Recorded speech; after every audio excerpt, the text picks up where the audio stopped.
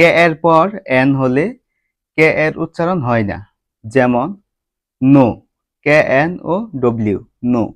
এই শব্দটিতে কে এর পর এন রয়েছে, আর এখানে কে এর কোনো উচ্চারণ হয়নি, এন এর উচ্চারণ হয়েছে।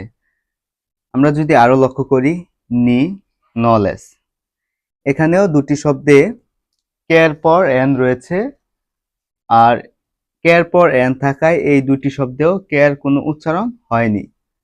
কে এন ডবল ই, নি, নিয়ত হাঁটু।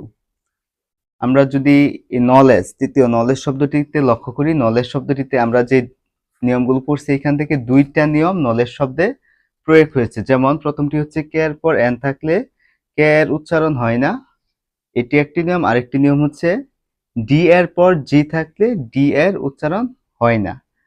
আমরা 2 নাম্বার যে নিয়মটা পড়ছি, এটাও এই নলেজ শব্দ